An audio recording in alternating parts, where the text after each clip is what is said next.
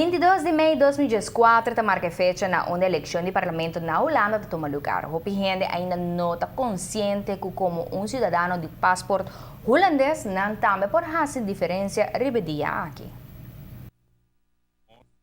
Aruba forma parte toch da União Europeia, parte chiquito, que chama LGO, Landengebieden Overzee. E como tal, toch, manejo de Europa está tocando nós, e nós temos direito também como cidadão europeu, como esse território, que está toch parte da União Europeia. Exemplo tá, que a União Europeia está financiando também projeto para nós. Tem dois exemplos visto na Aruba, onde o Museu Arqueológico Novo está financiado com placa europeia. Então, também Parque Nacional Aricó, sua infraestrutura, também, por exemplo, vem de parte da União Europeia. Que se nós mira que nós temos uma relação com eles e door die tem direito de voto, nós podemos influenciar quem está tomando decisão over de manejo. Influência que tem que estão elegidos como membro do parlamento lo concerni ng mês como manejo de Europa e relacionan com o exterior. Na 2009, isla na ng Caribe que o takaibaw de Reino Holandês para começar a fazer uso de ng direito de voto para coesaki.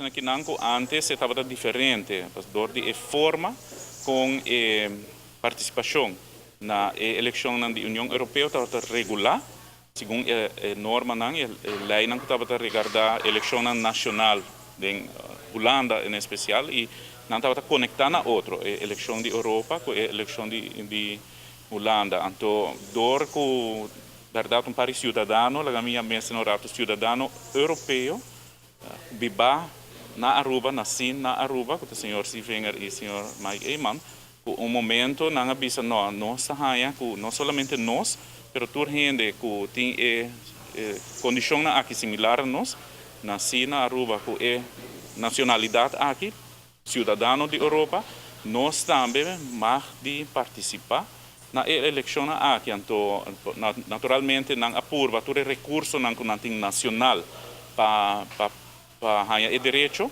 ora que isso aqui não logra, não vai corte europeu para isso aqui, então não há razão.